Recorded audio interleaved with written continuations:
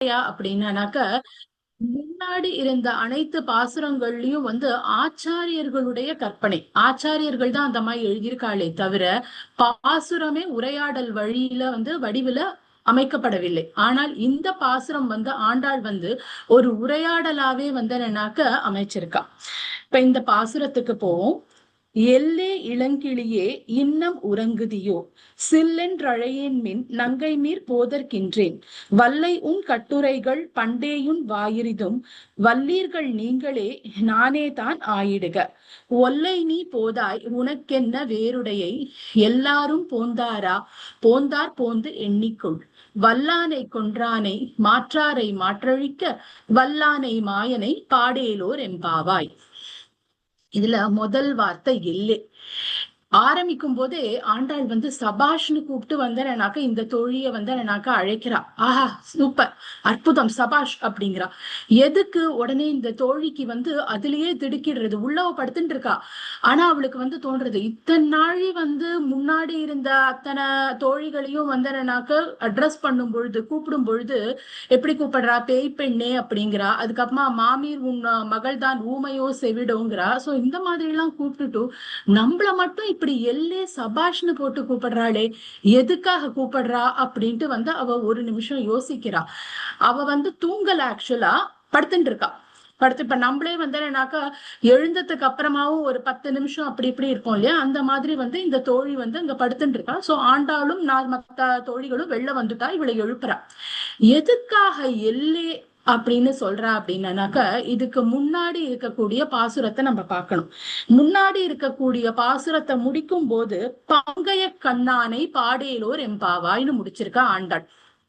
பங்கைய கண்ணன்னா என்ன, நல்ல பங்கஜ நேத்ராயன் நம்ம சொல்றோம் இல்லையா, குந்தி ஸ்துதியில அந்த பங்கஜ நேத்திரம், நல்ல தாமரை போன்ற அழகிய கண்களை உடையவனை பாடேலோர் எம்பாவாய்ங்கிறா. சோ தாமரை போன்ற அழகிய கண்கள் யாருக்கு இருக்குன்னா கண்ணனுக்கு தான் இருக்கு. தாமரை போன்ற அழகிய கண்களை உடைய கண்ணனை பாடுன்னு முன்னாடி பாசுரத்தை சொல்லிட்டா.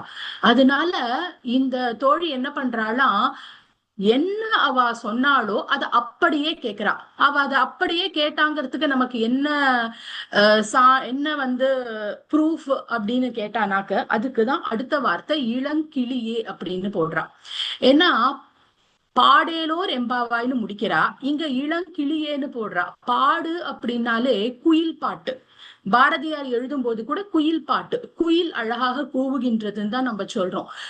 கிளி அழகுக்கு, கிளி கிளிப்பிள்ளமாய் சொன்னதையே திருப்பி சொல்லாத அப்படிங்கிறோம் நம்ம. சோ சொன்னதையே திருப்பி திருப்பி சொல்றது கிளிப்பிள்ளையுடைய வேலை.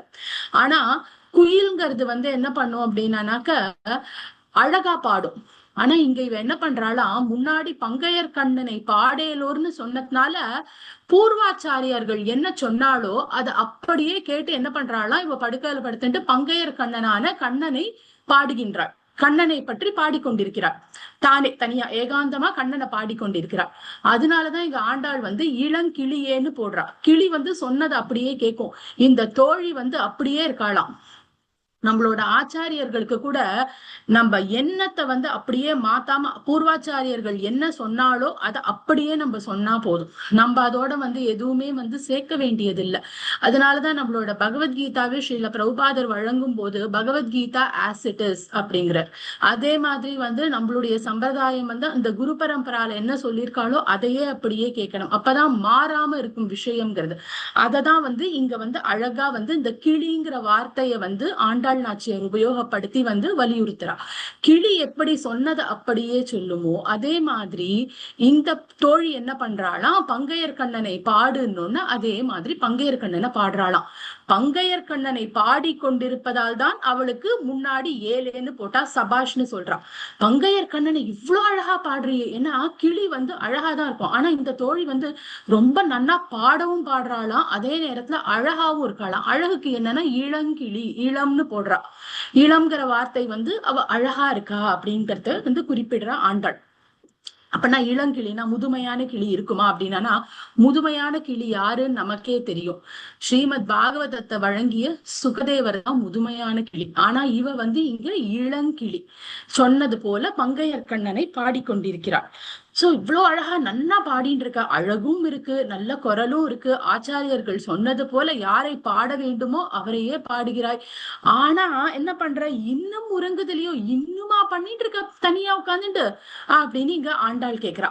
சோ இதுக்கு லிட்ரலா வெறும்ன மேலான அர்த்தத்தை பார்க்கணும்னா, இன்னுமா தூங்கிட்டு இருக்க, நாங்கள்லாம் வெளில வந்து உனக்காக காத்துட்டு இருக்கோம், இந்த பனியில வந்து நிக்கிறோம், கொட்டுற பனியில, ஆனா நீ தூங்கிட்டு இருக்கியே அப்படின்னு கேக்குறாமா இருக்கும். ஆனா இங்க இன்னொரு வார்த்தை பூர்வாச்சாரியர்கள்லாம் பின்னாடி என்ன சொல்றான்னா, இன்னும் உறங்குதில்லையோன்னா, நீ மட்டும் தனியா அனுபவிக்கிறியே, கோஷ்டியா அனுபவிக்க வேண்டாமா, இவ்வளவு நன்னா நீ பாடுறியோ இல்லையோ, தனியாவா பாடிட்டு இருக்க அப்படின்ட்டு வந்து ஆண்டாள் கேக்குறான். இன்னும் உறங்குதியோ, இன்னுமா பண்ணிட்டு இருக்க தனியா. அடுத்தது சோ இதுதான் எல்லே இளங்கிளியே இன்னும் உறங்குதியோ. பூர்வாச்சாரியர்கள் சொன்னபடி பகவான் கிருஷ்ணனை தனியாக நீயே அனுபவித்துக் கொண்டிருக்கிறாயே, நீ மட்டும் ஏன் தனியாக இருக்கிறாய், நாங்களும் இங்கே உன் வீட்டிற்கு வெளியே உனக்காக காத்திருக்கிறோம். இதுதான் வந்து எனக்கு முதல் லைனோட பொருள். இதுக்கு அந்த தோழி உள்ள சொல்றான், சில்லென்றழையேன் மின். சில் என்று அழையன் மின்னா நமக்கே வந்து நம்ம நம்ம அந்த தோழி மாதிரி எல்லாம் வந்து நிஜமா ரொம்ப டெடிகேட்டடா அடியன் பண்ண மாட்டேன், மத்தவா எல்லாம் வைஷ்ணவா பண்ணுவா. கொஞ்சம் கஷ்டப்பட்டு ஏதாவது சுவாமிக்கு பண்ணும்போது, பெருமாள் ஆராதனத்தும் போது கூட ஏதாவது டிஸ்டர்பன்ஸ் வந்துட்டுன்னா சட்டுன்னு கோவம் வந்துடும். அததான் இங்க வந்து சொல்றா, சில் என்ற அழையன் மின். சில் அப்படின்னா ஒரு வேலை நம்ம செஞ்சுட்டு இருக்கும் பொழுது அதுக்கு நடுப்புற ஏதாவது ஒரு குறுக்கீடு வந்ததுன்னா நமக்கு கோபம் வருதோ இல்லையோ. சோ அததான் இங்க ஆண்டாள் நாச்சியார் வந்து அந்த பொண்ணு சொல்றோம், சில் என்ற அழையன் மின். உங்களுக்கு தெரியும் இப்ப நான் பங்கையர் கண்ணனை பாடிக்கொண்டிருக்கிறேன்னு. பங்கையர் கண்ணனை பாடிக்கொண்டிருக்கும் பொழுது எதுக்கு சில் என்று அழைக்கிறீள், எதுக்கு தடை போடுறாம என்ன கூப்பிடுறீள், அந்த மாதிரி கூப்பிடாதீங்கோ. ஏன்னா நீங்க கூப்பிடும் பொழுது நான் பகவானா வேண்டின்னு இருக்கேன், பெருமாளோட நான் வந்து என்னன்னாக்க இப்ப வந்து என்னோட பர்சனல் டைம் பெருமாளோட, அந்த டைத்துல இருக்கும் பொழுது சில் என்று அழையின் மீன் இந்த மாதிரி வந்து என்னன்னாக்க சட்டன்ட்டு வந்து கடுமையான வார்த்தைகள் எல்லாம் சொல்லி வந்து என்னன்னாக்க குறுக்கிடாதீங்கோ அப்படின்ட்டு வந்து அந்த பொண்ணு சொல்றா. ஆனா சொன்னாலும் அடுத்த நொடி என்ன பண்றா, எங்கேயாவது வந்து ரொம்ப ஹார்ஷா பேசிட்டோமோன்னு அவளுக்கு தோன்றது. அதனால அடுத்த வார்த்தை என்ன சொல்றான்னா, நங்கை மீர் அப்படின்னு போடுறா. நங்கை மீர்னா ஒரு பெண்களுக்கே உரியதான அனைத்து குணங்களையும் பொருந்தியவள் தான் நங்கை. ஒரு பெண் என்பவள் எப்படி இருக்க வேண்டுமோ அவளுக்குரிய அனைத்து நற்குணங்களும் ஒன்றாக இருக்குமாயின் அவளையே நாம் நங்கை என்று அழைக்கிறோம். சோ இங்க நங்கைன்னு சொல்லும் பொழுது அவங்க அத்தனை பொண்களையும் சொல்லிடுறா, நங்கை மீர் அப்படின்னு. சோ வந்து ஒரு செகண்ட் கோச்சுக்கிறா, நான் அந்த மாதிரி பண்ணிட்டு இருக்கும் போது ஏன் என்ன டிஸ்டர்ப் பண்றேன்னு, அடுத்த நிமிஷம் வந்து நங்கை மீர் அப்படிங்கிற வார்த்தையை போடுறா. நீங்கள்லாம் வந்து அனைத்து இதுவும் தெரிஞ்சவா, எல்லாம் தெரிஞ்சவா, இப்படி பண்ணலாமா அப்படின்னு வந்து அழகா சாஃப்டா சொல்றான். போதற்கின்றேன், இதோ இருங்கோ, ரொம்ப இப்படி அவசரப்படுத்தாதீங்கோ, இதோ நான் வரேன் இருங்கோ அப்படின்னு வந்து என்னன்னாக்க அவ சொல்றா மத்தவா கிட்ட. சோ அந்த ரெண்டாவது லைன் என்னன்னாக்க, எல்லாம் ஆச்சாரியர்கள் சொன்னபடி கண்ணனை நான் இப்பொழுது அனுசந்தித்துக் கொண்டிருக்கிறேன், கண்ணனை அனுபவித்துக் கொண்டிருக்கிறேன். அதனால நீங்க இப்படி வந்து குறுக்க வந்தேனாக்க என்னுடைய அனுபவத்துக்கு பங்கம் விளைவிக்காதீர்கள், இருங்கோ நான் வரேன் அப்படின்னு சொல்லிட்டு, நீங்கள்லாம் வந்து மிகவும் வந்து பெண்களுக்கே உரியதான அனைத்து நற்குணங்களும் கம்ப்ளீட்டா இருக்கக்கூடியவா, முழுமையாக நிரம்ப பெற்றவர்கள். அதனால வந்து சில காலம் கொஞ்சம் பொறுத்துருங்கோ, இதோ வருகின்றேன், போதருகின்றேன் அப்படின்னு சொல்றான். இப்ப அடுத்தது அதுக்கு வந்து அவ பின்னாடி என்ன சொல்றா அப்படின்னு பாக்கலாம். முதல் லைன் ஆண்டாள் நாச்சியார் சொல்லிட்டா, அடுத்த லைன் வந்து உள்ள இருக்கக்கூடிய தோழி பேசிட்டா. இப்ப திருப்பி மறுபேச்சு ஆண்டாள் நாச்சியார் சொல்றா அவ சொன்னதுக்கு. வல்லையுன் கட்டுரைகள் பண்டேயுன் வாயெரிதும். வல்லை உன், உனக்கு வந்து நல்ல வன்மையான பேச்சு இருக்குப்பா, நீ நன்னா வந்து பேச தெரிஞ்சவ. ஆனா எப்படி பேசுற, கட்டுரைகள், கடுமையான உரைகள், கடுமையாவும் பேசுவ, நீ நன்னா பேசுவ, அதே நேரத்துல உன்னுடைய வார்த்தைகள்லாம் ஒவ்வொன்றும் என்னன்னா கடுமையா விழருது. பண்டேயும், இது வந்து இன்னைக்கு நேத்திக்கு கிடையாது, நாங்கள்லாம் உன்னோட தோழிகள், அதனால உன்னுடைய குணத்தை பத்தி எங்களுக்கு ரொம்ப நன்னாவே தெரியும். வாயறிதும், உன்னோட வாயும் பேச்சுதான் ரொம்ப ஜாஸ்தி. இப்ப நம்ம சில பேரை சொல்லும் பொழுதே சொல்லுவோம், பேச்சு ஜாஸ்தியா இருக்கு செயல்ல ஒண்ணுமே இல்லைன்ட்டு. சோ அதே மாதிரி வந்து இங்க வந்து விளையாட்டா வந்து என்னன்னாக்கா ஆண்டாள் நாச்சியார் என்ன பண்றா, உள்ள வந்து இருக்கக்கூடிய அந்த தோழிகிட்ட வந்து பேசுறா. வல்லையும் கட்டுரைகள் பண்டேயும் வாயறிதும். நன்னா நீ வன்னா பேசக்கூடியவ, ஆனா இப்ப இந்த கடுமையாவும் பேசுவ, உன்னை பத்தி இப்ப புதுசு கிடையாது, எங்க எல்லாருக்கும் ரொம்ப நன்னாவே தெரியும். உன்னோட வாய்தோ இப்ப வரேன் வரேன்னு சொல்லுவ, ஆனா இன்னும் நீ வரமாட்ட. எங்கேயாவது இந்த மாதிரி அடியவர்களை காக்க வைக்கலாமா அப்படின்ட்டு இங்க ஆண்டாள் நாச்சியார் போடுறான். சோ இந்த இடத்துல நம்ம அடியவர்களை காக்க வைக்க கூடாதுங்கிறது தெரியறது. பகவானையே நம்ம ஆராதனை பண்ணிட்டு இருந்தோம்னா கூட அந்த நேரத்துல அடியவர்கள் வந்தானாக்க முதல் பிரிஃபரன்ஸ் அடியவர்களுக்கு தான். ஏன்னா பகவான் இருப்பதே அடியவர்களுடைய இதயத்தில் தான். அதனால நான் பகவான ஆராதனை பண்றேன்னு சொல்லிட்டு அடியவர்களை நிந்தனை பண்ணோம்னா அது பெருங்குற்றமாகும். இதுக்கு நமக்கு பாகவதத்துல கஜேந்திரனோட கதையே சாட்சி. ஏன்னா கஜேந்திராழ்வார் என்னவா இருக்கார், முற்பிறவியில இந்திரத்யும்னன்கிற ஒரு அரசனா இருக்கார். இந்திரத்யும்னன்கிற அரசனா இருக்கும் பொழுது அகத்திய முனிவர் வரும் பொழுது இல்ல பகவான் ஆராதனை தான் முக்கியம் அப்படின்னு சொல்லிட்டு அகத்தியரை அவமரியாதை பண்ணினத்தினாலதான் அவருக்கு நீ மதம் பிடிச்சு அலையற இல்லையா, அதனால அரசன் என்கின்ற மதத்தினால் நீ இப்படி நடந்து கொள்கிறாய் என்றால் உன்னுடைய அடுத்த பிறவி நீ என்னன்னாக்கா மதம் பிடிக்கக்கூடிய யானையாக பிறவாய் அப்படின்னு சொல்ற. சோ அதனாலதான் கஜேந்திர ஆழ்வார் என்னன்னாக்கா அடுத்த இந்திரத்யும்னன் என்ற அரசன் அடுத்த ஜென்மத்துல கஜேந்திரன் ஆனான். ஆனா அடியவர்களுடைய சாபம் கூட ஒரு வரம் தான். ஏன்னா இந்திரத்யும்னனா இருக்கும் பொழுது அவனால பெருமாளை நேர்ல பார்க்க முடியுமாங்கிறது தெரியல. ஆனா அகத்தியருடைய சாபத்தினால் கஜேந்திரனாக இருக்கும் பொழுது ஹரின்னு கூப்பிட்ட குரலுக்கு என்னன்னாக்கா பெருமாளே ஆதி மூலமேன்னு சொன்னோன்னு அந்த பெருமாளே என்னன்னாக்கா அவருக்கு சாயுஜ்ய முக்தி கொடுக்கிறார். சோ அது கிடைச்சதுன்னா கூட அது கூட அந்த அடியவரால் தான். அதனால அடியார்களை காக்க வைக்க கூடாது அப்படிங்கிற இதுல இந்த இடத்துல இவ சொல்றா, ஆண்டாள் நாச்சியார் சொல்றா, வல்லை உன் கட்டரிகள் பண்டேயும் வாயெறிதும். அதுக்கு அந்த பொண்ணு உள்ளேந்து சொல்றா, வல்லீர்கள் நீங்களே நானே தான் ஆயிடுக. இது ரொம்ப அழகான லைன். இந்த 8 வரியிலேயே இந்த நானே தான் ஆயிடுகிறது நம்ம அனைவரும் கடைபிடிக்க வேண்டிய விஷயம். ஏன்னா நம்ம சிக்ஷாஷ்டகம் படிக்கும் பொழுது அதுல சொல்லக்கூடியதும் என்னன்னாக்க நம்ம திரணாதபி சுனீச்சேனுங்கும் பொழுது எல்லாத்தையும் விட ஹம்பிளா இருக்கணும், ரொம்ப அடக்கமா இருக்கணும்ட்டு சைத்தன்ய மகாபிரபு சொல்றார், குரு மகாராஜ் சொல்றார். நம்மளுடைய ஆச்சாரியர்கள் அனைவரும் அடக்கம்ங்கிறது தான் என்னன்னாக்க ரொம்ப முக்கியம்ங்கிறா. திருக்குறள்லயும் இருக்கு அடக்கம் எவ்வளவு முக்கியம், அடங்காமை என்ன அப்படிங்கறதையும் திருவள்ளுவர் சொல்றார். அதனால அடக்கம் எவ்வளவு முக்கியம்ங்கிறத இந்த வரி நமக்கு எடுத்து காட்டுறது. சோ இப்ப இந்த பொண்ணு என்ன சொல்றான்னா, வல்லீர்கள் நீங்களே. சரிம்மா, இப்ப ஆண்டாள் பேசிட்டாளோ இல்லையோ, அடியார்களை இவ்வளவு நாழி காக்க வைக்கலாமா, நீ நன்னா வாய் பேச்சுக்காரின்னு சொல்லிட்டா.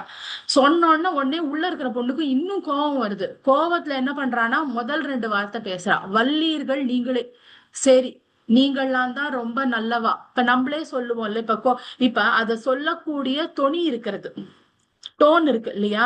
இப்ப நீங்கள் நல்லவர்கள் அப்படின்னு சொல்லும் பொழுது அது சாந்தமா இருக்கு. நீங்க தான் நல்லவா அப்படின்ட்டு நம்ம அந்த ஒரு இது வச்சு சொல்லும் பொழுது அது எந்த அர்த்தத்துல நம்ம சொல்றோங்கிறது நமக்கே தெரியும். சோ அந்த மாதிரி இங்க அந்த உள்ள இருக்கிற தோழி சொல்றா, வல்லீர்கள் நீங்களே. சரிப்பா, நானே பொல்லாதவளா இருந்துட்டு போறேன், நானே வாயாடியா இருக்கேன், நானே உங்க அனைவரையும் காக்க வைத்தவளாக இருக்கிறேன், நீங்க எல்லாம் ரொம்ப நல்லவா, வல்லீர்கள் நீங்களே அப்படிங்கிறா. அது சொன்ன உடனே அடுத்த நிமிஷமே என்னன்னாக்க அவளுக்கு மனசு பதபதைக்கிறது. இதுதான் ஒரு டிவோட்டியோட நல்ல குவாலிட்டி. பகவத்கீதால பகவான் என்ன சொல்றார், என்னுடைய என்னன்னாக்க டிவோட்டி எல்லாம் என்னைக்குமே தே நெவர் பெரிஷ் அப்படின்னு சொல்றார். நீ சொல்லு அர்ஜுனா அப்படிங்கிற. அதுக்கு என்ன காரணம் அப்படின்னாக்க பகவானுடைய தொண்டர்களும் கோவப்பட மாட்டா, தப்பு பண்ண மாட்டான்னு கிடையாது. ஆனா அரக்கர்களுக்கும் பக்தர்களுக்கும் இருக்கக்கூடிய வித்தியாசம் என்ன அப்படின்னாக்க, அரக்கர்கள் தப்பு பண்ணதுக்கு அப்புறமாவும் தாம் பண்ண தப்பு சரின்னு நிரூபிக்க பாப்பா. ஏன்னா அவளுக்கு அது தப்பாவே தெரியாது.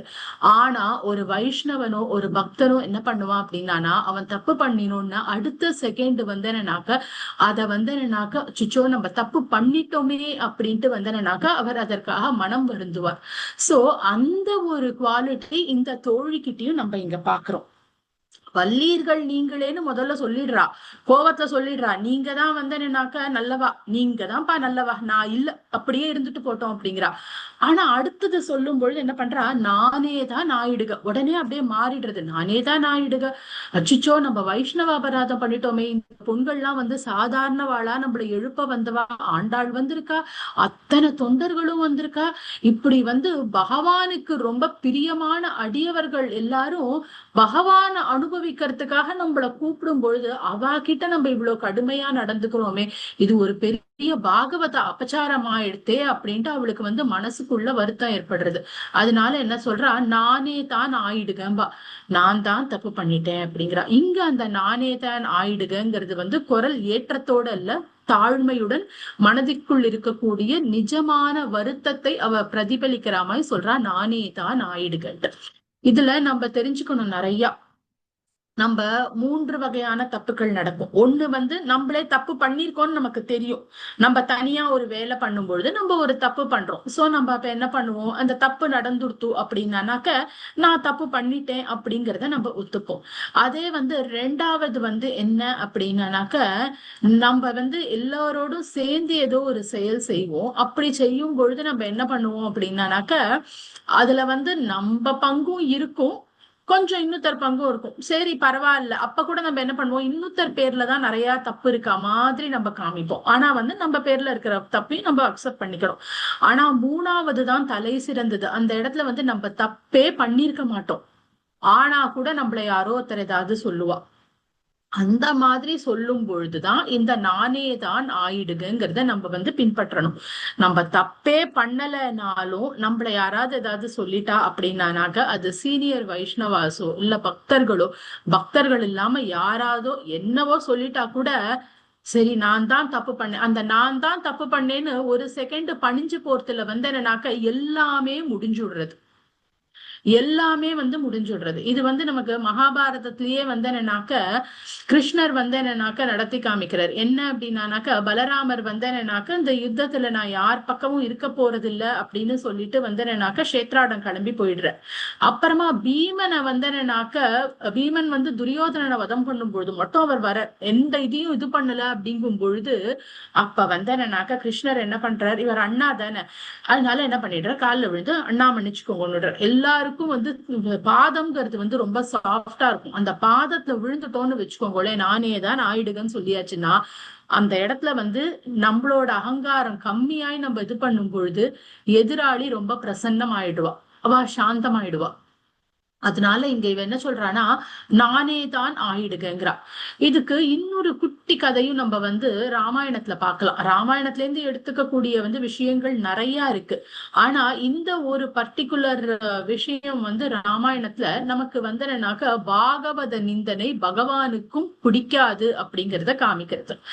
ஏன்னா பரதாழ்வார் வந்து என்ன பண்றார் அப்படின்னாக்க, சித்திரக்கூடத்துக்கு வர, ராமர் வந்து இதுக்கு வந்துட்டார் அப்படிங்கும் பொழுது குகனுடைய இடத்துக்கு வர, பரத்வாஜ ஆசிரமத்துக்கு வர, வரும் பொழுது வந்து என்னன்னாக்க, அவர் ரத்தன சேனைகளோடையும் வந்து வரும் பொழுது வந்து என்ன ஆகுதுனாக்க, குகன் பாக்குறார், குகனுக்கு கோபம் வருது, இல்ல பரத்வாஜ ஆசிரமம் கூட இல்ல, குகனுடைய இருப்பிடத்துக்கு இருக்கும்போது குகன் பாக்குறான், அதுக்கப்புறம் லக்ஷ்மணர் பாக்குறார், லக்ஷ்மணரும் பார்த்துட்டு வந்து இல்ல, என்னது இது, நம்மள வந்து அங்கேருந்துதான் விரட்டினா இப்ப இங்கேயும் வந்துட்டானா, என்ன வேணும் இந்த பரதனுக்கு, இப்பயே நான் போய் அவன் கதையை முடிக்கிறேன் அப்படின்ட்டு லக்ஷ்மணர் வந்து அப்படியே கோபத்தோட கிளம்புற. அப்ப வந்து ராமருக்கு பயங்கர கோபம் வருது. உடனே சொல்ற, நீ என்ன நினைச்சுட்டு இருக்க, உனக்கு என்ன தெரியும் பரதனை பத்தி, அவன் வந்து என்ன இந்த அரசுக்காகவா வருவான்னு சொல்ற, வேணா உனக்கு வந்து அப்படி அரசனாகணுங்கிற ஆசை இருந்தா சொல்லு லக்ஷ்மணா, நான் சொன்னானா பரதன் உனக்கு கூட அதை கொடுத்துருவான், நீயே வந்து அரசனாரு, ஆனா பாகவதனை பத்தி தப்பா பேசாத அப்படின்ட்டு வந்து ரொம்ப கடுமையா வந்து லக்ஷ்மணனை வந்து பகவான் ராமர் வந்து சொல்றார்.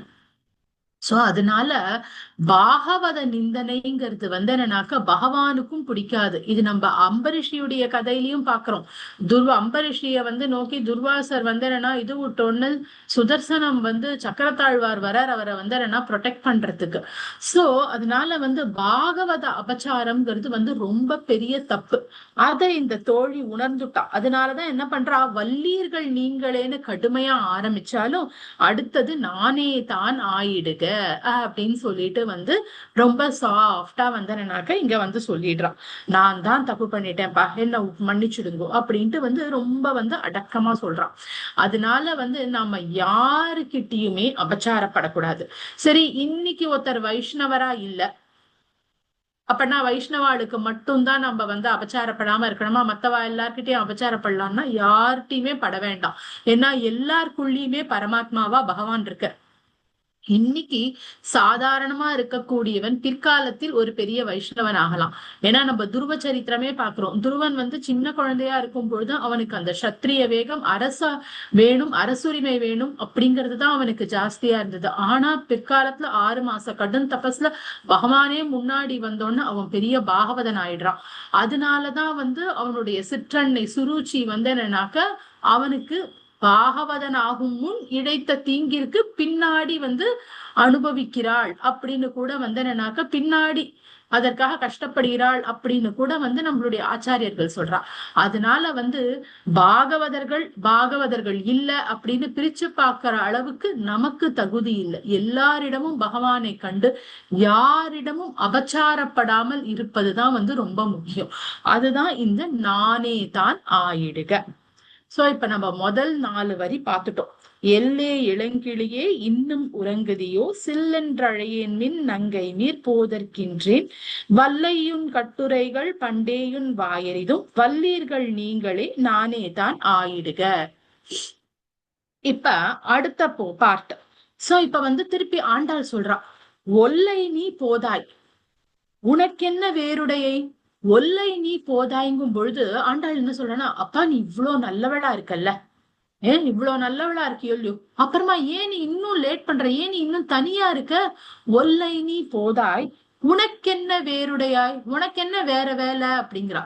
இது நம்ம 2 வகையா எடுத்துக்கலாம். எப்படின்னா, ஒண்ணு அந்த தோழி சொல்றாளாம், இருங்கோ நான் இப்பதானே எழுந்திருக்கேன், கொஞ்சம் அலங்காரம் எல்லாம் பண்ணிட்டு வரேன் அப்படின்ட்டு. அதுக்கு ஆண்டாள் நான் சொல்றேன், நாங்கள்லாம் எப்படி வந்திருக்கோம், அப்படியே எப்படி கோபிகைகள்லாம் கண்ணனுடைய அந்த முரளி நாதத்தை வேணுகானத்தை கேட்ட உடனே நடு ராத்திரியில எப்படி அப்படியே வராளோ. ஒத்தி என்னன்னாக்கா மை இப்படி இருக்கு, எங்க தலை அவிழ்ந்திருக்கு, கூந்தல்ல என்னன்னாக்கா புஷ்பம் இல்ல, எல்லாம் இல்ல, அப்படியே அவாவா எப்படி இருந்தாலும் எல்லாத்தையும் போட்டுட்டு கண்ணனுடைய வேணுகானத்துக்காக ஓடி வரா.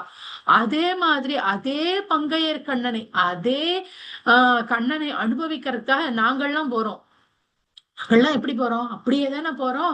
நம்மளாம் என்ன பண்ணோம், 2வது பாசுரத்துல விரதம் தானே பண்ணோம். நெய்யுண்ணோம் பாலுண்ணோம் நாட்காலே நீராடி மையிட்டு எழுதோம் மலரிட்டு நாம் முடியோம் எல்லாம் நம்ம சொன்னோமே. இப்ப உனக்கு மட்டும் என்ன இவ்வளவு அலங்காரம், வா அப்படின்னு ஆண்டாள் நாச்சியார் சொல்ற மாதிரி ஒண்ணு. இன்னொன்னு என்ன, ஆச்சாரியர்கள் இன்னொரு விதமா இதை எப்படி சொல்றா அப்படின்னாக்க, ஒல்லை நீ போதாய் உனக்கு என்ன வேறுடையாய். சரி, இப்ப நீ இவ்வளவு அழகா பாடுற, இவ்வளவு இதுவா பண்ற, தனியா பஜனானந்தியா இருக்காது, ஏன் தனியா பகவான அனுபவிக்காத, கோஷ்டியோட இரு. கோஷ்டியோட இருக்கும் பொழுதுதான் இன்னும் இது கூடி இருந்தேலோர் எம்பாவாய், கண்ணனை நாம் அனுபவிக்க வேண்டும் என்றால் கூடிதான் அனுபவிக்கணும். ராசலியில ஒரு இவ மட்டும் அனுபவிக்கல, அவ்வளவு கோபியர்களும் அனுபவிச்சா, கண்ணனை ஒருத்தி மட்டும் அனுபவிக்கல. அதனால பகவானுடைய அனுபவம்ங்கிறது தனியா அனுபவிச்சா சிரேஷ்டம் கிடையாது. ஏன்னா நம்ம பெருமாளை பத்தி ஒண்ணு சொல்ல இன்னொருத்தர் ஒண்ணு சொல்லும் பொழுது அதை கேட்கும் பொழுதே மனசுல இன்னும் கொஞ்சம் பக்தி உணர்வு கூடும். பகவானை நம்ம இன்னுமே நன்னா சிந்திப்போம். அதனாலதான் என்னைக்குமே அடியார்களோட இருக்கணும்.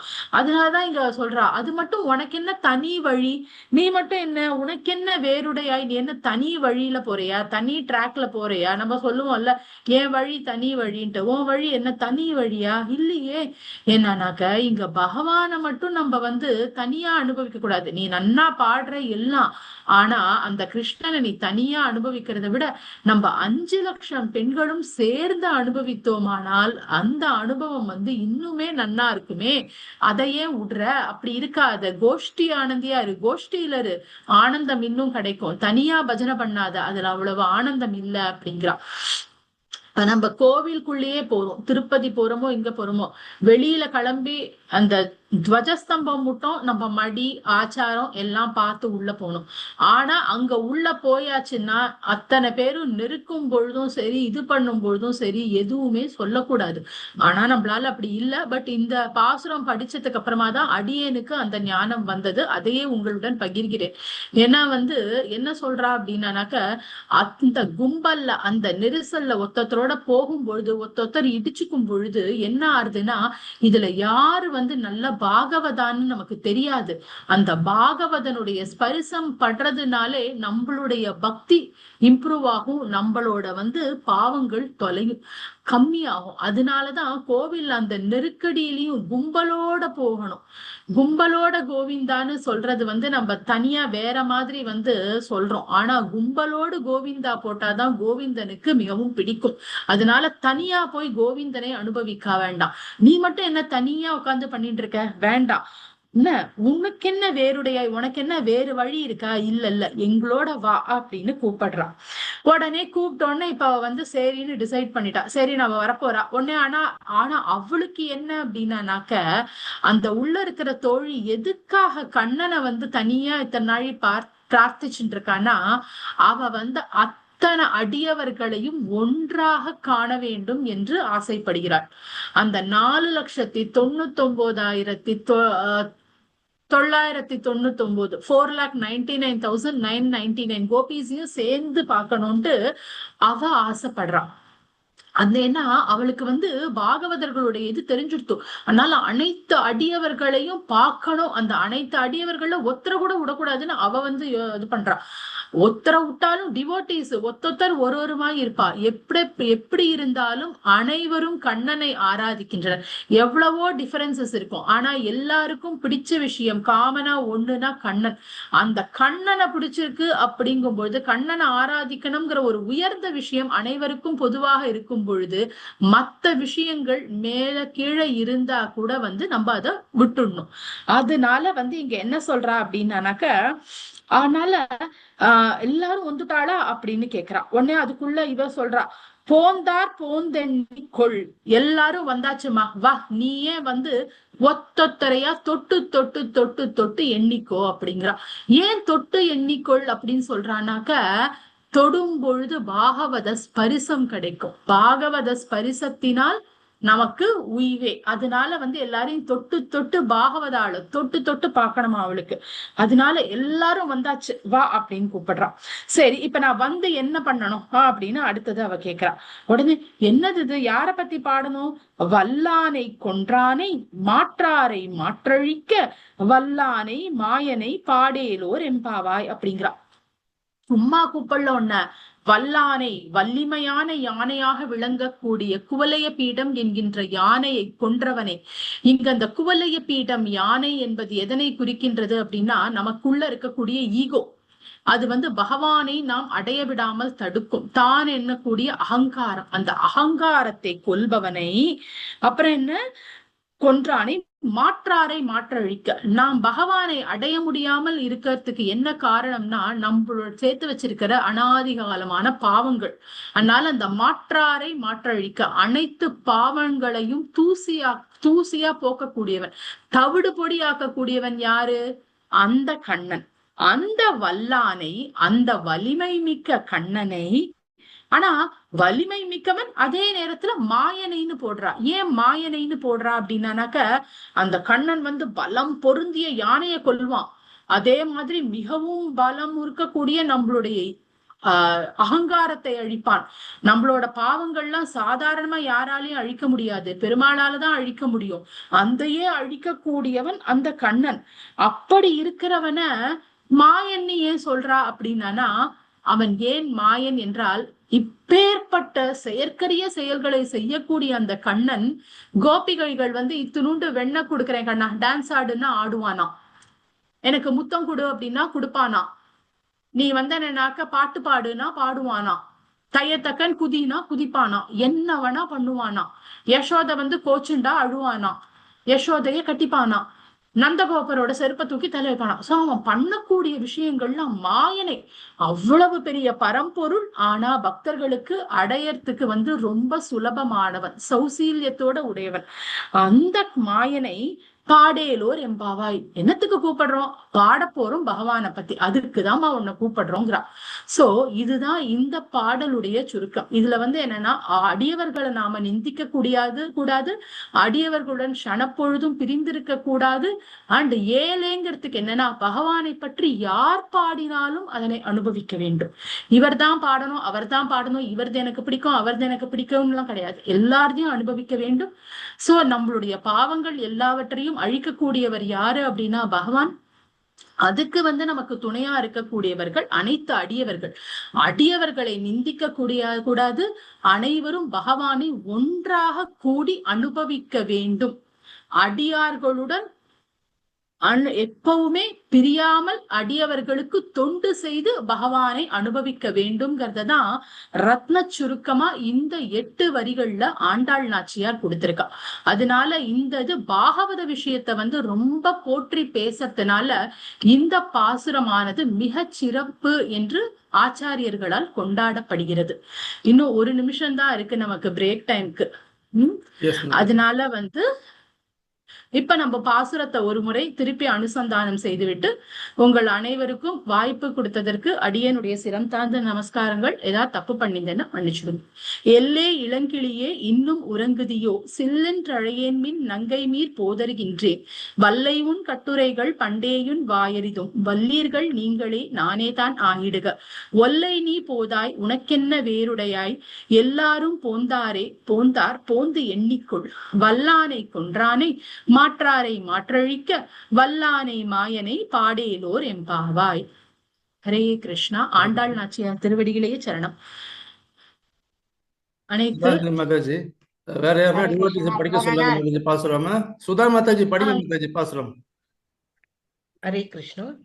எல்லே இளங்கிளியே இன்னும் உறங்குதியோ, சில்லென்று அழையேன்மின் நங்கை மீர் போதர்கின்றேன், வல்லை உன் கட்டுரைகள் பண்டே உன் வாயறித்தும், வல்லீர்கள் நீங்களே நானேதான் ஆயிடுக, ஒல்லை நீ போதாய் உனக்கென்ன வேறுடைய, எல்லோரும் போந்தார் போந்தெண்ணிக்கொள், வல்லானை கொன்றானை மாற்றாரை மாற்றளிக்க, வல்லானை மாயனை பாடேலோர் எம்பாவாய். ஆண்டாள் திருவடிகளே சரணம். ஹரே கிருஷ்ணா. யாராச்சும் கருத்து சொல்லலாம் பக்தர்களே. ஹரே கிருஷ்ணா. ஹரே கிருஷ்ணா பிரபுஜி. ஹரே கிருஷ்ணா. ரொம்ப நல்லா இருக்குதுமா மாதாஜி. ஹரே கிருஷ்ணா. ஏன்னா இன்னும் 7:55 ஆகுது. இப்ப முடிஞ்சிடுமா பிரபு? ஏன்னா almost is getting finished Mataji. அதுதான். Thank you Mataji. நம்ம நிறைய ஆச்சாரியர்கள் வாழ்க்கையிலையும் இது பார்த்திருக்கோம். அவ எல்லாருமே பாகவதர்கள் தான் முக்கியம் அப்படின்ட்டு பாகவதர்களை முன்னிறுத்தி தான் நம்ம பகவானை அணுக வேண்டும் என்பதை பறைசாற்றுவதே இந்த திருப்பாவை பாசுரம். அந்த கும்பல்ல போய் பெருமாளை சேவிக்கிறதுக்கு நீங்க வியாக்கியானம் கொடுத்தீங்க பாரு, ரொம்ப அருமையா இருந்தது அந்த ஃபுல்லா இந்த இடத்துல. அடியேனே இப்பதான் கத்துட்டேன் மாதாஜி. ஏன்னா நம்ம கூட்டத்துல போகும்போதுதான் நமக்கு கோபம் வரும் பண்ணி அந்த மாதிரி வருது அப்படின்னு. ஆனாலும் பெருமாளும் அதை பார்த்துட்டுதான் இருக்காளாம். ஒவ்வொரு தலையா பார்க்க என்ன இத்தினோண்டு பேர் தான் வந்திருக்காளான்னு பகவான் பார்த்துட்டே இருக்காராம். நம்ம அதை கூட்டம்னு நினைக்கிறோம். ஆனா பகவான் இத்தனை ஆத்மா இருக்கிற போது இவ்வளோண்டு பேர் தானே என்ன சேவிக்கிறாரு அப்படின்னு பகவான் நினைச்சுட்டு பாப்பாராம். ஹரே கிருஷ்ணா மாதாஜி. பகவான் நம்ம எல்லாரும் இந்த சின்ன வயசுல இவ்வளவு அழகா சொன்னீங்க, ரொம்ப சந்தோஷம். ரொம்ப நன்றி. இல்ல பகவான் அப்படிதான் நமக்கு அப்பா மாதாஜி, அப்பா மாதிரி. இப்ப நமக்கே நமக்கு நிறைய 2-3 குழந்தைகள் இருந்தா கூட எல்லாரும் ஒன்னா இருக்கும் பொழுதுதான் நமக்கு சந்தோஷமா இருக்கும். ஒரு குழந்தை இல்லைனாலும் ஒரு தீபாவளியில நம்ம இல்லாத குழந்தைய பத்தி தான் ரொம்ப யோசிப்போம். அதே மாதிரி பகவான் அவர் அனுபவிக்க வரும்போது என்னோட எல்லா குழந்தைகளும் வராளா அப்படின்னு தான் பாப்பார். அதனால நம்ம எல்லாரோடும் போகும்போது ஒருத்தர் குழந்தைகளுக்குள்ள சண்டை போட்டாலும் நம்ம கஷ்டமா இருக்கும் இல்லையா? அதனால பகவானை பார்க்கும்பொழுது அப்படியே ஆனந்தமா பார்க்கணும். அங்க போய் நமக்கு மன இதுவே ஏற்படக்கூடாது. Hare Krishna. It's almost time. இந்த ரூம்ல இருந்து எக்ஸிட் ஆயிடுங்க, மெயின் ரூமுக்கு வந்துருங்க. ஹரே கிருஷ்ணா. இந்த ரூம்ல இருந்து எக்ஸிட் ஆயிட்டு மெயின் ரூமுக்கு வந்துருங்க. ஹரே கிருஷ்ணா மாதாஜி. ரொம்ப நல்லா இருந்துச்சு மாதாஜி. அருவி போல கொடுத்தீங்க பிரவச்சன். ஹரி போல். நன்றி மாதாஜி. ஹரே கிருஷ்ணா. ஹரே கிருஷ்ணா. உஷா ஹரிஷ் மாதாஜி தண்டவத் ஹரே கிருஷ்ண மாதாஜி. தண்டவத் பிரணாம். ஹரே கிருஷ்ணா.